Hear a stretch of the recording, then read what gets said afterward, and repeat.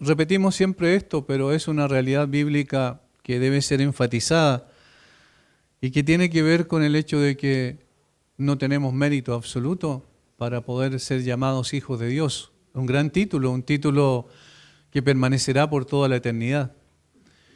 No somos mejores que la gente que no conoce al Señor en nosotros mismos, sino que la diferencia la hace Cristo en nosotros. Y eso es lo que hacemos entonces al reunirnos como iglesia, poder tener un tiempo especial donde meditamos, reflexionamos acerca de todas las bendiciones que hemos recibido por gracia, como la promesa que hizo el Señor a través del apóstol Pablo. Si Él no escatimó a su propio Hijo, sino que lo dio por todos nosotros, ¿cómo no nos dará también en Él o con Él todas las cosas? Y esa es la razón. Recibimos lo que no merecemos y no recibimos lo que merecemos. Por eso tenemos el privilegio de reunirnos como iglesia y podemos también reflexionar, meditar acerca de su palabra. Y creo que esta es una meditación que debemos hacer siempre al mirar retrospectivamente 2000 años atrás y ver los efectos gloriosos de la obra del Señor Jesucristo en el nacimiento de la iglesia. Miramos a la iglesia primitiva y muchas veces personas dicen, incluso teólogos, no hay que mirar tanto a la iglesia primitiva porque somos una iglesia distinta ya al contemplar lo que es el siglo XXI. Sin embargo, la iglesia sigue siendo la misma porque el Señor de la iglesia es el mismo. De tal manera que nos hace bien echar una mirada al libro de los Hechos en el capítulo 2 que leímos hace un momento atrás. Vamos a abarcar más versículos, no va a ser una predicación con tanto detalle, sino que vamos a contemplar algunos elementos que tiene una iglesia llena del Espíritu Santo, porque eso era lo que la iglesia primitiva constituía. Vemos en el capítulo 1 que comienza el libro de los Hechos con una aseveración muy interesante que nos ayuda a poder entender el resto del libro con la primera frase. En el primer tratado, Teófilo, hablé acerca de todas las cosas que Jesús comenzó a hacer y a enseñar, y eso da pauta para entender por qué se escribió el libro de los Hechos. El libro de los Hechos se escribió para seguir mostrando lo que Jesús sigue haciendo a través de la iglesia. Todas las cosas que Jesús comenzó a hacer y a enseñar, te las mencioné en el primer tratado y se refiere al libro de Lucas, al Evangelio de Lucas. Pero ahora vamos a seguir viendo lo que Dios sigue haciendo y eso es la continuidad que nos ayuda a poder entender por qué es tan pertinente observar la iglesia en su nacimiento, en su progresión y también en su alcance cuando llegó hasta lo último en la tierra, como es la promesa de Hechos 1:8. Ahora, el Señor Jesucristo, después de su resurrección, se reunió con sus discípulos y comenzó a enseñarles y a instruirles acerca del reino de Dios, dice los primeros 5 versículos, pero les dijo algo importante, que tenían que esperar en Jerusalén. Versículo 4. Y estando juntos les mandó que no se fueran de Jerusalén, sino que esperasen la promesa del Padre, la cual les dijo, oísteis de mí. Y ahí se refería precisamente a la venida del Espíritu Santo. Luego en el versículo 8 dice, pero recibiréis poder cuando haya venido sobre vosotros el Espíritu Santo y me seréis testigos en Jerusalén, en toda Judea, en Samaria y hasta lo último de la tierra. ¿Qué es lo que estaba diciendo el Señor con Hechos 1:8? Estaba diciendo, ustedes tienen que mantenerse en Jerusalén hasta que el Espíritu Santo haya venido sobre ustedes, porque es imposible la tarea que les he encomendado sin la presencia y la habitación del Espíritu en cada uno de ustedes. En otras palabras, necesitaban poder sobrenatural, y esto es lo que distingue a la iglesia. La iglesia tiene poder sobrenatural.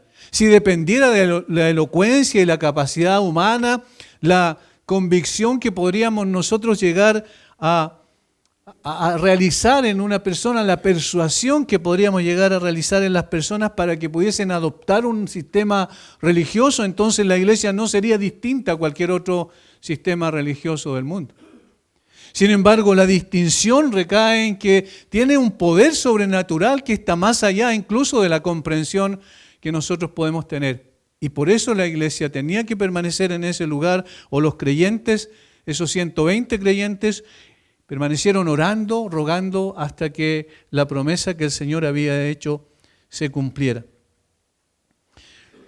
¿Qué es lo que es el Espíritu Santo entonces? ¿O qué produce en la iglesia? Poder sobrenatural. ¿Qué otra cosa? Aliento de vida, para poder considerar lo que significa espíritu, que es neuma, es un soplido, es el aliento del Todopoderoso. La iglesia necesitaba urgentemente eso, sin eso no podía ser tal. ¿Y cuál es el objetivo? Para la difusión del Evangelio, me seréis testigos. Es decir, ustedes irán con un mensaje que no solo recibieron, sino que sus propias vidas fueron transformadas por el poder de este mensaje. Es la buena noticia para el mundo en general de que el Señor Jesucristo hizo la obra suficiente para que ustedes y el mundo en general pudiese tener el privilegio, si se arrepiente, de ser llamados hijos de Dios. Este poder sobrenatural cambia los pensamientos de los discípulos, les da denuedo y quita la timidez propia de ellos. Cuando vemos Juan capítulo 20, cuando estaban reunidos, escondidos después de que el Señor Jesucristo había sido crucificado, temblando, temerosos, tímidos, no tenían la capacidad de salir públicamente a decir que Cristo era el Señor de la historia y que en Él solamente había salvación. Todavía pensaban que Cristo había sido bajado de esa cruz y puesto en una tumba, pero el Señor apareció entre ellos y les mostró las manos y los pies y les dijo que Él era el que había muerto y Él mismo el que había resucitado. Nosotros podríamos decir, bueno, eso es suficiente, si ya saben que Cristo murió y que Cristo resucitó y lo palparon con sus manos, lo vieron con sus ojos, para usar las palabras de Juan en Primera de Juan. El verbo de vida, nosotros lo contemplamos, lo vimos, lo palparon nuestras manos, escuchamos su voz. Ya era suficiente con ver la resurrección, con ver que el Señor Jesucristo se había levantado entre los muertos. Sin embargo, todavía no era suficiente. Era necesario que fuesen llenos del Espíritu. Una vez que eso ocurre, entienden la grandeza y trascendencia de la misión que el Señor les encargó, porque antes de ir a los cielos, en Mateo capítulo 28, versículos 19 y 20, les dice que vayan y hagan discípulos a todas las naciones, bautizándoles en el nombre del Padre, y del Hijo y del Espíritu Santo, y enseñándoles todas las cosas que yo les he mandado. He aquí yo estoy con ustedes todos los días y hasta el fin del mundo. Esa es la misión, pero todavía no tenían poder para realizar esa misión. Necesitaban ser investidos desde lo alto con el poder de Dios. Por lo tanto, a través de la venida del Espíritu Santo, el Señor le da poder y autoridad a la iglesia, y eso se expresa por medio de su predicación. La predicación ya no iba a ser como la de los griegos, llena de buenas palabras, interesantes, atractivas, llena de filosofía humana, sino que iba a contar con el poder del Espíritu. Y eso es lo que cambiaría todas las cosas. Por lo tanto, la presencia del Espíritu es el aliento de aquel que creó el universo, no es cualquier cosa. La presencia del Espíritu distingue a la iglesia de toda institución humana. Nosotros podemos tener un grupo de personas que se reúnen, que pueden cantar, que pueden hacer una serie de otras cosas religiosas, de tipo religioso, pero no sirve si el Espíritu Santo no está llenando esa iglesia. Y no estamos hablando aquí de cosas más de las que la Biblia misma describe. No estamos hablando de que una iglesia llena del Espíritu Santo se caracteriza por personas que gritan desenfadadamente y que hablan en lenguas ininteligibles. No estamos hablando de boche, de ruido, de todo este tipo de cosas que se confunde con poder, sino con la presencia del Espíritu Santo llenando la vida de cada uno de los miembros de la iglesia. Eso es lo que hace diferente a la iglesia. Hay una distinción especial y eso es lo que vamos a ver cómo se expresa en al menos 6 o 7 cosas aquí que aparecen desde el versículo 22 en adelante, después de la venida del Espíritu Santo. Los discípulos recibieron el Espíritu Santo como lenguas de fuego que se asentaron en cada uno de ellos. Noten que dicen como lengua de fuego, no dice lenguas de fuego literalmente. Es un símil, una comparación.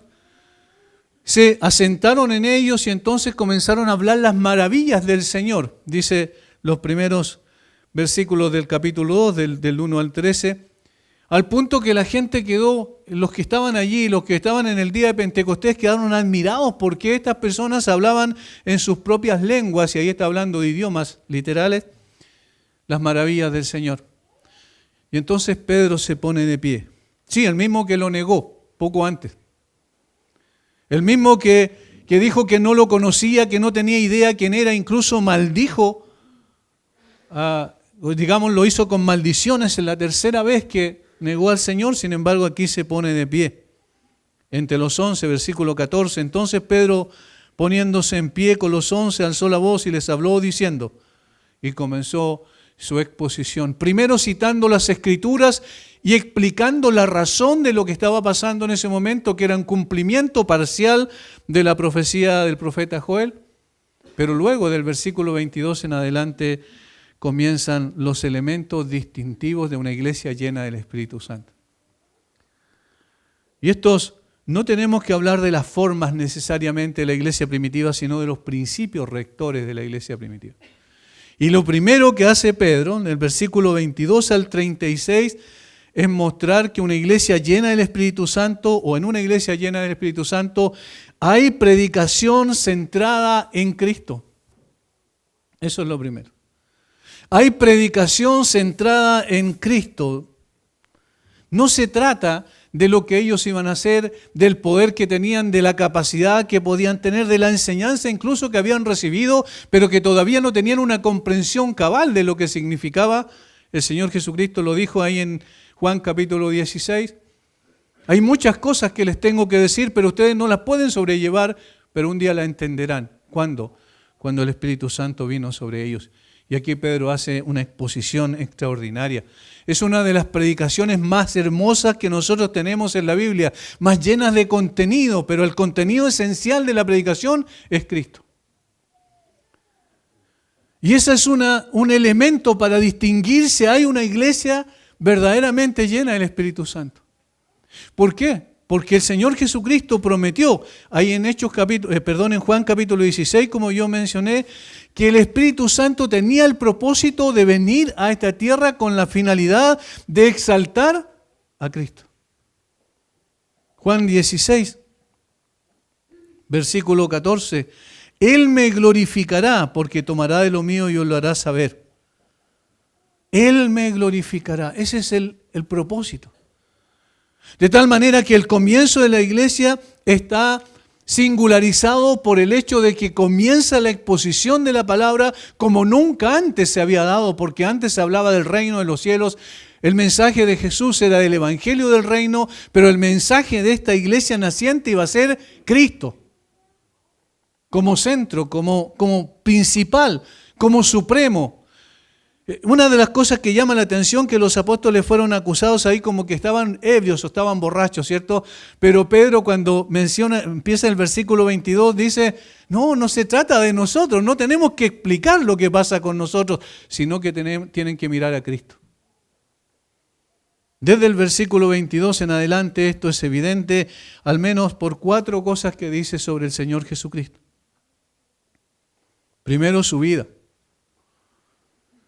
Versículo 22, voy a pasar rápidamente por estos versículos porque como dije no va a ser exhaustivo, pero quiero mostrar los elementos que tenía la iglesia al nacer. Versículo 22, varones israelitas, oíd estas palabras, Jesús Nazareno, varón aprobado por Dios entre vosotros, con las maravillas, prodigios y señales que Dios hizo entre vosotros por medio de él, como vosotros mismos sabéis. ¿Qué es lo que hace Pedro? En una forma muy simple. Es decir, no se trata de nosotros. Nosotros no somos el punto en cuestión. Nosotros no somos el centro de esto que nace. Nosotros somos simplemente instrumentos, pero el centro es Jesucristo. Y lo primero que dice es cómo fue su vida. Y en pocas palabras, en pocas frases, resume lo que fue la vida del Señor Jesucristo. Varones israelitas, oí estas palabras, Jesús Nazareno. Sí, el mismo que nació en Belén y que luego se crió en Nazaret, en una pequeña aldea del norte de Israel, esta misma persona es de la cual nosotros le queremos hablar. Y aquí menciona 2 cosas, su naturaleza humana y su testimonio divino. Su naturaleza humana y su testimonio divino. Jesús Nazareno, varón, es decir, es su nombre. Ustedes lo vieron, ustedes lo contemplaron. Nosotros podemos ir a los evangelios y podemos ver la descripción del carácter de Jesucristo inigualable. Cuando nosotros vemos a Jesús en los evangelios, y lo hemos dicho muchas veces a través de la enseñanza de los jueves, cuando vemos a Jesús, vemos a la doctrina viviente. Vemos a la persona que atendió las necesidades de la gente de una manera singular, única e irrepetible. Vemos a una persona llena de compasión por aquellos que sufrían. Al punto que no le importó tocar a un leproso, lo cual era contraproducente porque podía contagiarse por la lepra por una parte y por otro lado quedaba inmundo ceremonialmente. Pero lo que pasó con ese leproso fue al revés. La sanidad llegó a su cuerpo, pero el toque del Señor Jesucristo le dio dignidad. Vemos a Jesús mirando a la multitud y diciendo, tengo compasión de ellos porque están como ovejas sin pastor,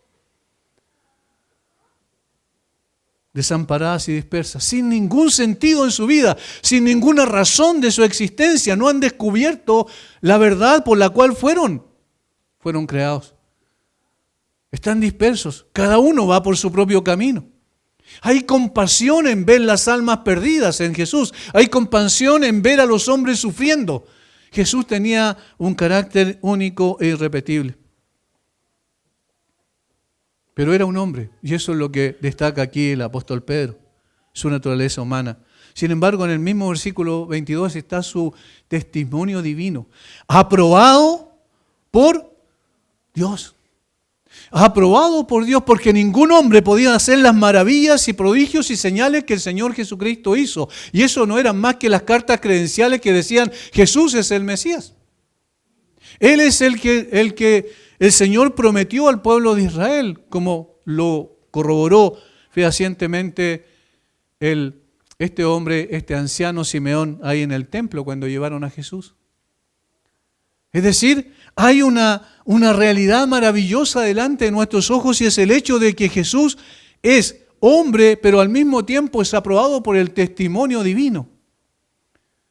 Esto es lo que a nosotros nos ayuda a poder entender que cuando se trata de la iglesia y hablamos de la iglesia, no hablamos de nosotros, sino hablamos del Dios de la iglesia.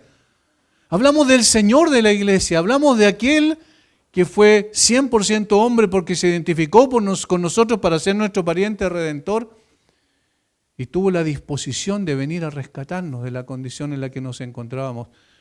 Y pudo hacerlo porque es el Dios Todopoderoso. Naturaleza humana, testimonio divino. Más adelante habla de tres cosas esenciales. Cuando se habla del Señor Jesucristo, en toda exposición tiene que haber esto. Primero, su vida. Segundo, su muerte, que fue por voluntad divina. Versículo 23, a este, entregado por el determinado consejo y anticipado conocimiento de Dios, prendisteis y matasteis por mano de inicuos, crucificándole. Fue por voluntad divina. Dios estableció que así tenía que hacer porque no había otra forma. Algunas personas dicen, pero Dios podía haber perdonado a la gente simplemente haberlo dicho y se acabó. No era posible eso. No era posible eso. Porque debía cumplirse la perfecta justicia de Dios. Y por eso entonces Dios estableció este maravilloso plan de redención que acompaña a la Biblia desde el principio de Génesis 3:15 en adelante. Su muerte fue por voluntad divina. Dios determinó que muriera, pero fue también por la acción humana. Prendisteis y matasteis por manos de inicuos crucificándole. Ustedes son responsables también. Esto entonces habla de la importancia de la muerte del Señor Jesucristo, de la trascendencia de la muerte porque fue establecida por el Dios Todopoderoso, pero era necesaria humanamente, porque de lo contrario no podría haber salvación. Recordemos que la audiencia de Pedro era parte, muchos de los que habían ahí seguramente habían sido las personas que habían crucificado al Señor y habían gritado cuando Pilato dijo, ¿qué hago con este respecto de Jesús? Crucifícale. ellos gritaron con toda su fuerza. Y estaban siendo expuestos a la verdad. Y estaban siendo evidenciados en su propio corazón respecto al concepto que tenían de Jesucristo como un hombre más que lo habían puesto en una cruz y allí se había quedado. Pero el apóstol Pedro dice en el versículo 24 que eso no sucedió. Al cual Dios levantó sueltos los dolores de la muerte por cuanto era imposible que fuese retenido por ella. Fíjense lo que dice aquí. Primero, que fue efectuada por Dios, al cual Dios levantó. Es decir, por el poder de Dios obrando allí.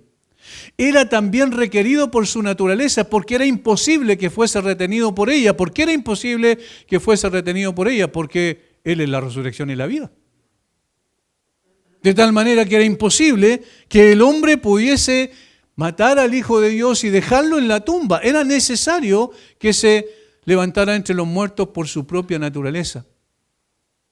Esta frase pequeña es importante, por cuanto era imposible, dice, que fuese retenido por ella.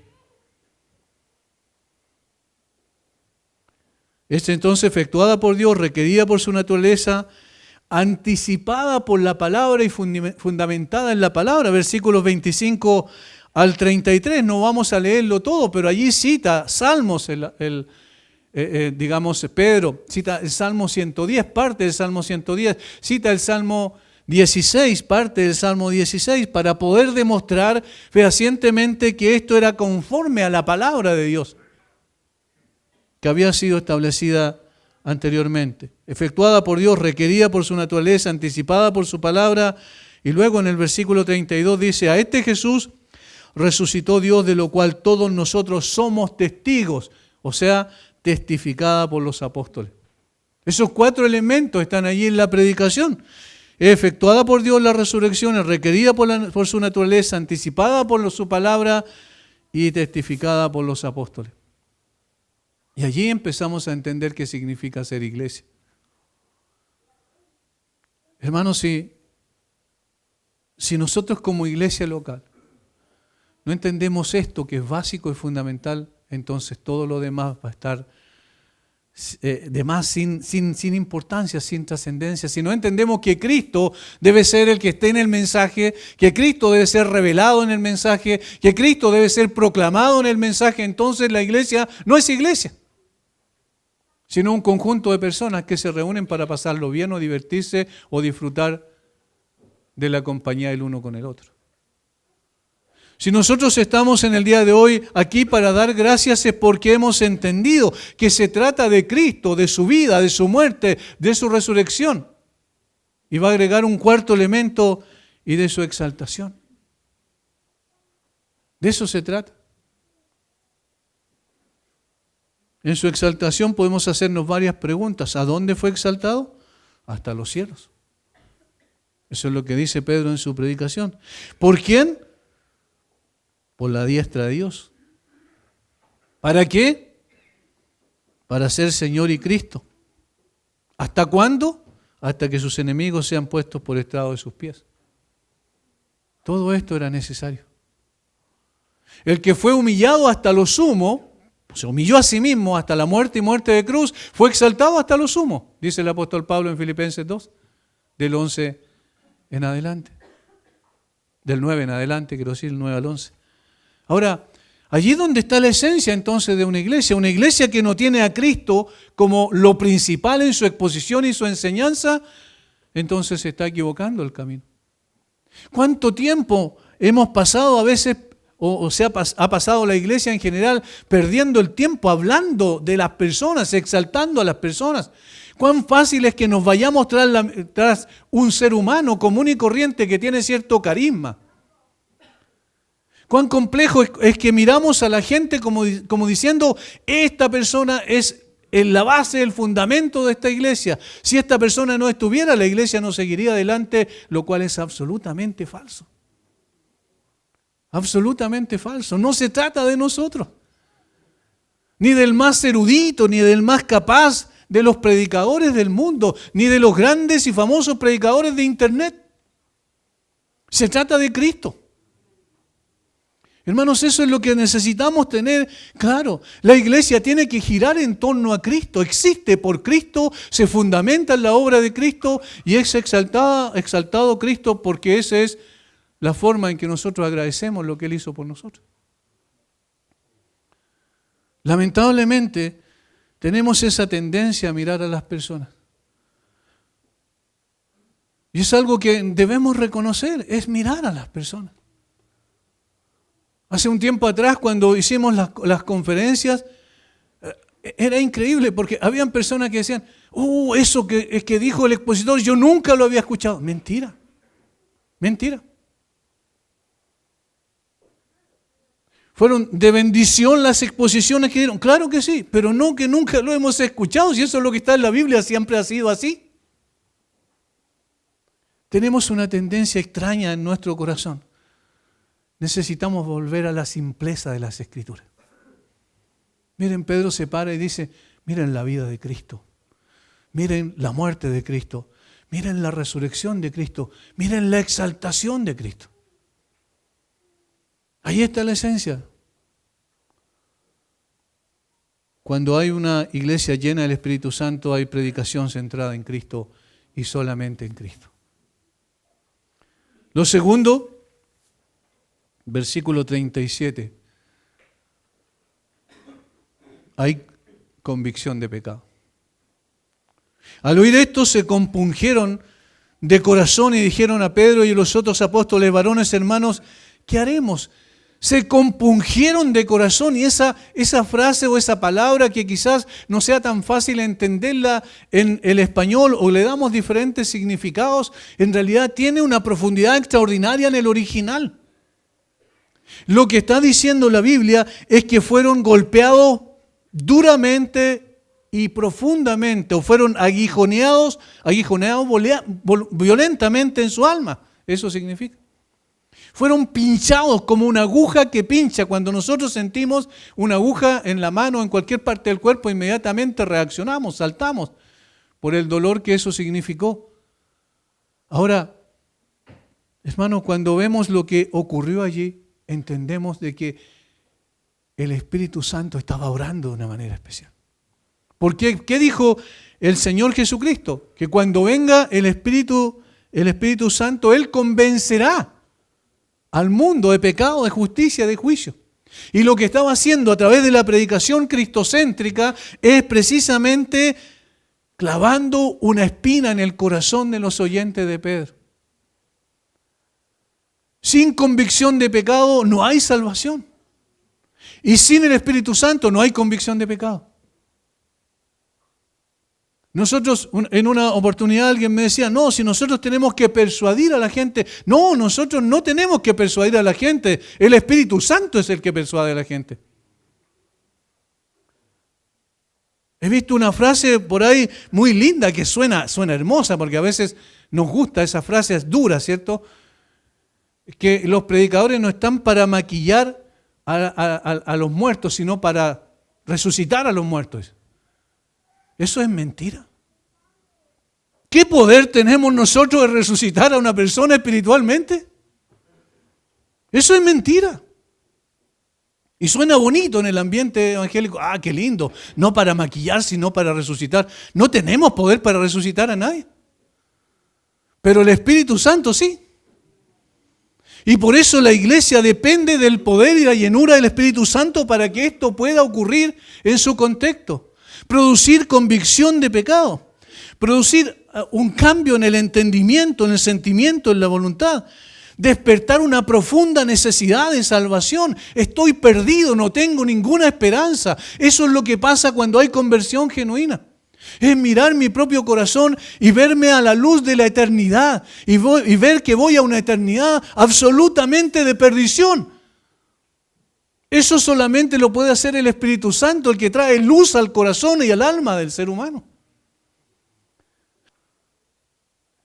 Esta convicción es tan profunda y es tan maravillosa a la vez, porque aguijonea nuestra conciencia, la despierta. Y dice, estás completamente perdido, mírate, vas rumbo al infierno y ni siquiera tienes idea de lo que significa el infierno. Porque nosotros decimos, sí, obviamente, yo voy, si una persona no se arrepiente va al infierno y uno habla con la gente y la gente dice, sí, bueno, yo sé, puede ser, tengo algún conocimiento y sé que voy al infierno, pero lo dice así, superficialmente.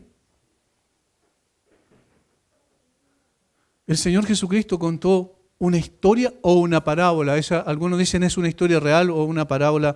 Pero más allá de que sea una historia real o una parábola, lo que ocurre con lo que el Señor dice respecto al rico y Lázaro es significativamente importante. ¿Por qué? Porque el Señor está diciendo, mira, este tuvo todo lo que quiso en su vida, pero más allá de esta vida le espera un futuro terrible. Y cuando él despertó y estaba en una desesperación y un sufrimiento extraordinario, diciendo, por favor, manda, Padre Abraham, dice en la historia, que Lázaro venga y moje mi lengua con un poco de agua. Y allí lo que ocurre es que el Señor está diciendo, hay dos partes de la vida. Una vida es esta tierra. En esta tierra, aquí, las personas pueden lograr sus objetivos, pueden llegar a que sus proyectos sean exitosos y puede tener muchas cosas. Pero más allá de esta tierra es la vida que realmente importa. Y allí este hombre que lo tuvo todo aquí estaba sufriendo y no tenía absolutamente nada allá. Y el que no tuvo nada aquí, tuvo todo allá. Eso es lo que está diciendo. Sí, este hombre común y corriente. Este hombre que se sentaba a la puerta de la casa del rico, que estaba lleno de llagas y los perros lamían sus llagas y comía del pan que usaban, de la migaja de pan que usaban para limpiarse las manos, porque eso es lo que significa el contexto. Este hombre ahora lo tiene todo allá. Tiene paz, tiene satisfacción, tiene gozo. Pero ¿cómo llega a eso? Y eso es lo que el resto de las Escrituras explica, por una convicción profunda de pecado.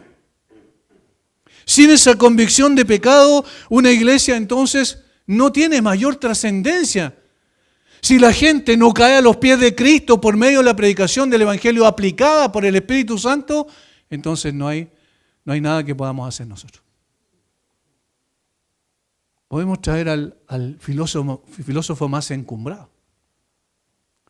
Podemos traer al estadista más grande del mundo, a la persona más inteligente y capaz, que tiene capacidad de persuadir con sus palabras. Podemos traer al motivador más extraordinario y no pasa absolutamente nada, porque el Espíritu Santo tiene que producir convicción, de lo contrario no hay vida. Cuando produce convicción, lleva a buscar desesperadamente la solución. Convencer de pecado es una obra digna de la incomparable luz que solo el Espíritu puede dar, de sabiduría, de recursos del Espíritu Santo. No hay ninguna oportunidad en el ser humano sin la obra del Espíritu.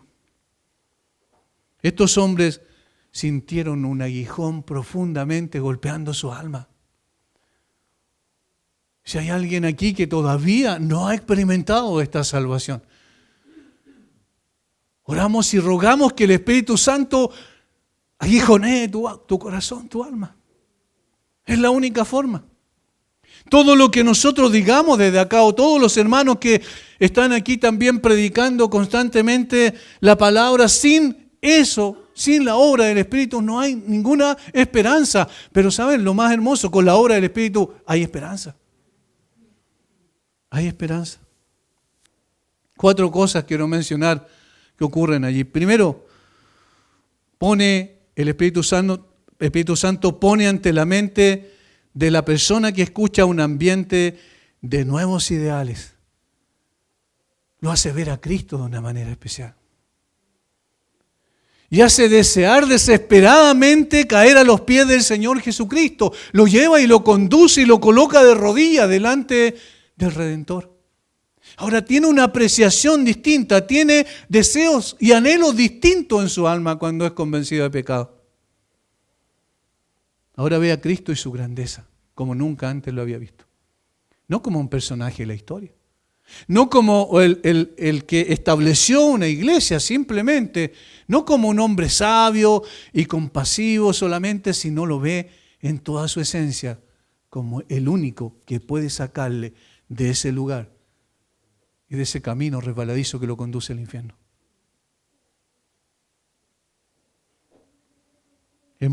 Lo segundo, envuelve al hombre en una nueva atmósfera. En una nueva atmósfera. Somos conscientes de nuestra propia maldad y nos enfrenta ante el tribunal del cielo. Y eso es extraordinariamente importante. Doloroso, avergonzante, sí, todo eso, pero necesario. Es una nueva atmósfera. Somos conscientes de nuestra propia maldad. Recuerden a David, contra ti, solo he pecado y hecho lo malo delante de tus ojos. Delante de tus ojos. Contra ti he pecado. Eso es lo que hace la convicción. Estos hombres y algunos de ellos seguramente, estos 3,000 personas que se convirtieron a Cristo en ese momento cuando Pedro predica su primer sermón, estas personas realmente tenían en su corazón la culpa de haber sido también participantes, directos o indirectos, de la muerte de Cristo en la cruz. Y sintieron que esa maldad no podía pasar desapercibida ante los ojos de aquel que juzga justamente. Y ese fue el dolor más grande de su corazón. Y eso es lo que hace, nos coloca en una atmósfera diferente. Nunca habíamos visto esto. Es una cosa que jamás yo pensé que existía. Ahora veo mi maldad delante de Dios. Tercero, trae un nuevo poder de discernimiento moral. Un nuevo poder de discernimiento moral. ¿Recuerdan a los fariseos y escribas? Cuando leemos los evangelios nos damos cuenta que siempre estaban escuchando a Jesús, que escucharon todas las enseñanzas de Jesús o la mayoría de ellas porque lo seguían a todas partes, que fueron personas que vieron los milagros extraordinarios que Jesús hacía y que ellos no podían negar que venían del cielo esos milagros, aunque los tergiversaron y en un momento dijeron que incluso hacía esos milagros por el poder de Satanás. Estas personas eran eruditos de las escrituras del Antiguo Testamento. Estas personas conocían bien la doctrina y conocían bien qué es lo que la Biblia revelaba que era Dios a través de la ley. Sin embargo, no tenían poder de discernimiento moral. Y cuando el Señor los confrontó, no fueron capaces de reconocer su pecaminosidad. Y ahí está el hijo mayor de la parábola del hijo pródigo, que estaba en casa con el padre, que tenía todo con el padre, que contaba con el padre para todo. Sin embargo, nunca fue un hijo real del padre. Porque creía que tenía la capacidad de salvarse por sí mismo. La convicción de pecado que produce el Espíritu Santo nos dice: no tienes capacidad de salvarte por ti mismo. Es imposible. Hay discernimiento moral. Cuarto, la convicción de pecado es el fundamento de la verdadera fe. Sin convicción de pecado es imposible decir que vamos a creer en Cristo. Esto produce una iglesia que se centra solamente en Cristo. No la producimos nosotros los hombres, sino es el poder de Dios. Y recibiréis poder cuando haya venido sobre vosotros el Espíritu Santo. Tercero, varones hermanos, ¿qué haremos? Versículo 38, Pedro le dijo: arrepentidos y bautícese cada uno de vosotros. Arrepiéntanse. Este es el tercer elemento. Una iglesia llena del Espíritu Santo, además de estar centrada en Cristo, su predicación, además de que hay convicción de pecado, también hay arrepentimiento. Hermanos, si pasan los años y nadie se arrepiente, hay algo extraño. Porque es imposible que la palabra vuelva vacía. Es imposible. Es decir, el arrepentimiento es parte elemental de una iglesia llena del Espíritu Santo. Y aquí el apóstol Pedro le dice y le responde a ellos cuando dicen: ¿qué haremos? Pedro le dijo: arrepiéntanse. Sin un cambio de mente y corazón, la salvación es imposible. Un cambio de forma de pensar sobre Cristo. Un cambio de forma de sentir sobre Cristo y un cambio de forma de actuar sobre Cristo.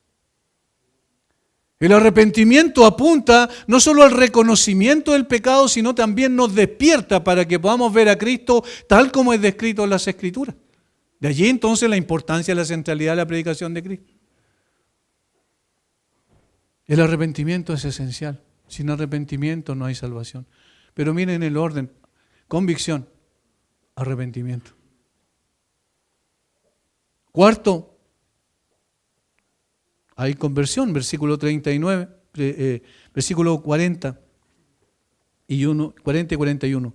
Y con otras muchas palabras testificaba y les exhortaba diciendo: sed salvos de esta perversa generación. Así que los que recibieron su palabra, esa es la aceptación de que esto es verdad.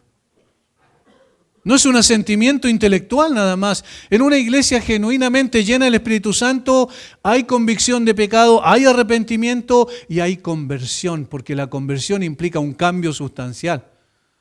Y este cambio se dio a través de estas personas que recibieron la palabra, estos 3.000 nuevos creyentes o primeros creyentes de la iglesia, además de los 120 que recibieron el Espíritu Santo.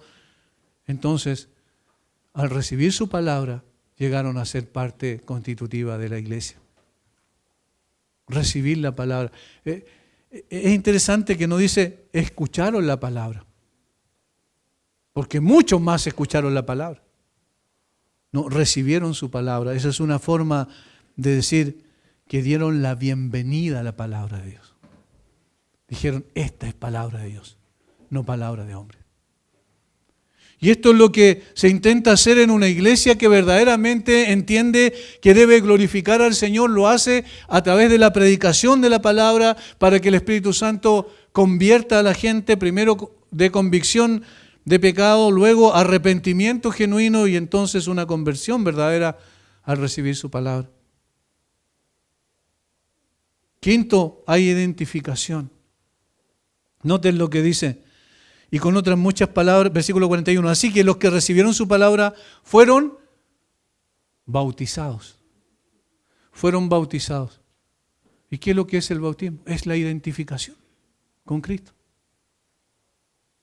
Ahora pensemos un poquito.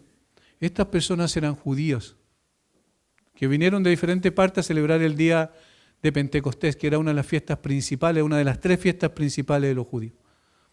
Llegaron y llenaron Jerusalén. Se llenaba tanto Jerusalén que la cantidad de personas era increíble. Alrededor de 2 millones de personas podían llegar a Jerusalén a celebrar esa fiesta. Estas personas estaban identificados con el judaísmo tradicional. Pero en un momento determinado, cuando el Espíritu Santo aguijonea sus corazones, se dan cuenta que están perdidos y entonces reciben la palabra, creen en Cristo. ¿Y qué ocurre con ellos?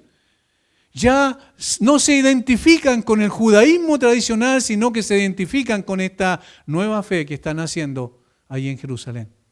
¿Y qué significaba eso para ellos? El desprecio de sus semejantes. Es decir, había una nueva identificación, una nueva identidad.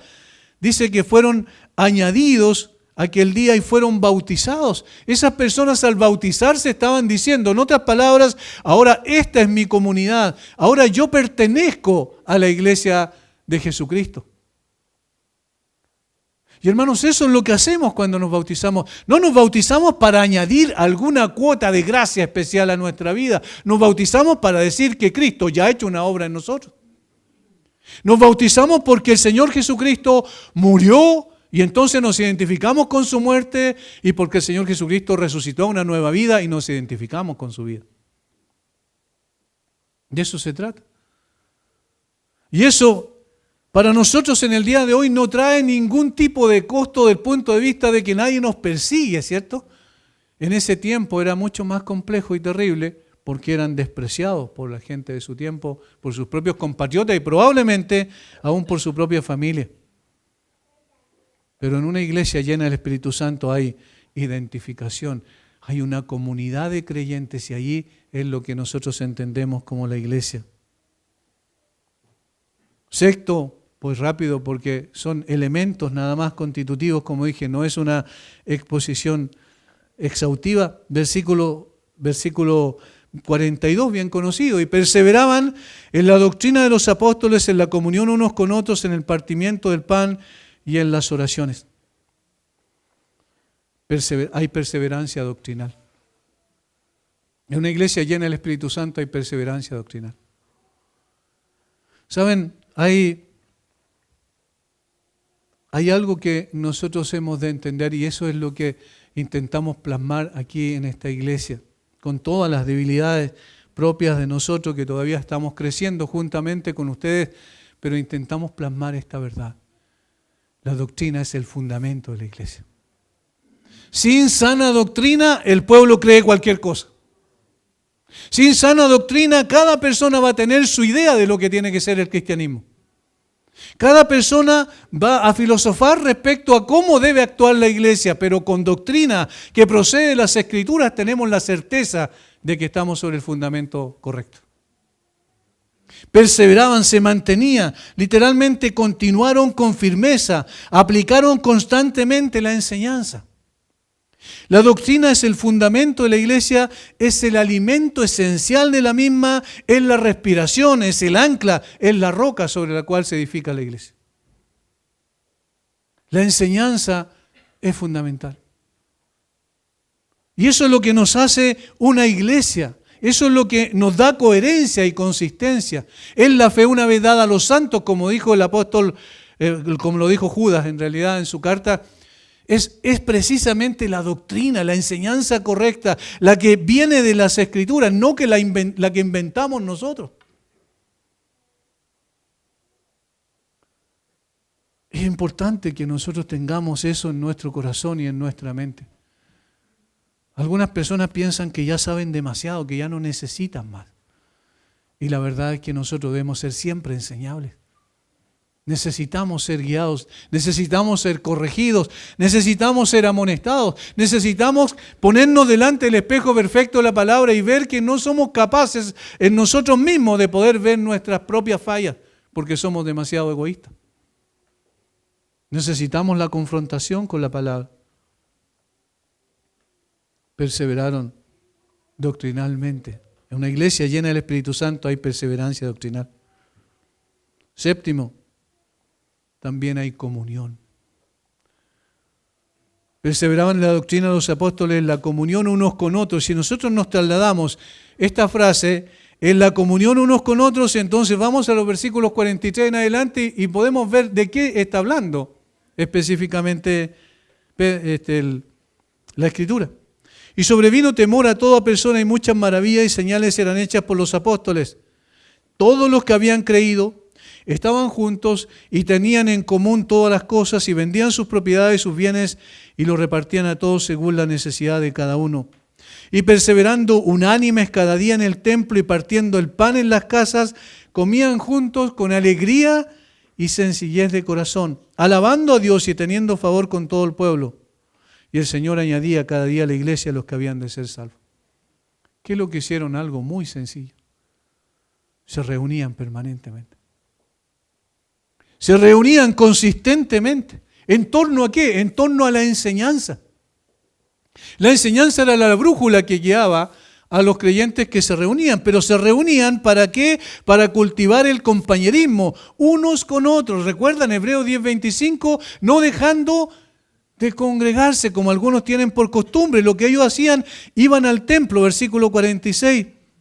Cada día en el templo, y partiendo el pan en las casas comían juntos con alegría y sencillez de corazón. Había una comunidad de creyentes que expresaban amor fraternal el uno al otro en consideración al amor que el Señor había derramado en sus corazones.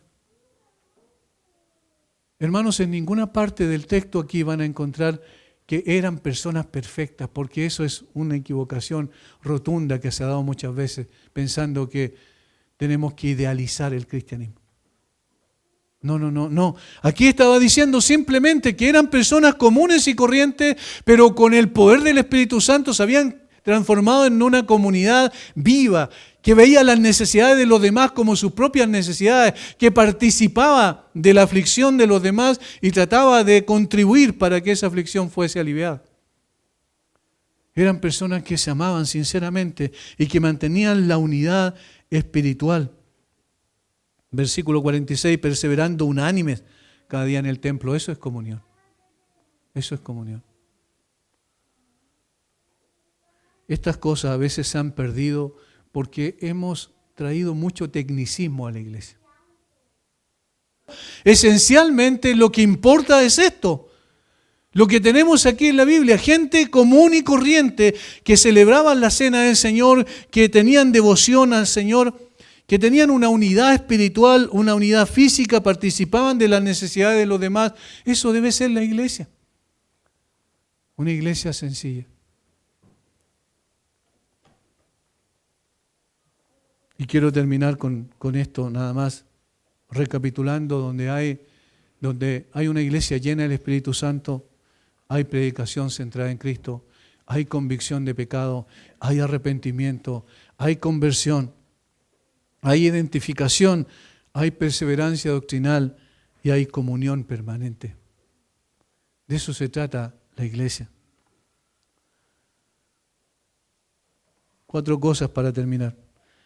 El secreto del crecimiento espiritual es continuar en la doctrina. El secreto del crecimiento espiritual es continuar en la doctrina. El secreto de la estabilidad de la iglesia es caminar en amor, llevando las cargas los unos de los otros. El secreto de la felicidad es el cultivo de la piedad privada y pública. El secreto de la prosperidad de la iglesia es que Dios agrega a la iglesia a los que han de ser salvos. Es una dependencia 100% de Dios. El secreto del crecimiento espiritual, continuar en la doctrina. El secreto de la estabilidad de la iglesia es caminar en amor, llevando las cargas los unos de los otros. El secreto de la felicidad es el cultivo de la piedad privada y pública. Y el secreto de la prosperidad de la iglesia es que Dios agrega a la iglesia a los que han de ser salvos. No somos nosotros, no es nuestra persuasión. Que el Señor nos ayude a ser una iglesia llena del Espíritu Santo.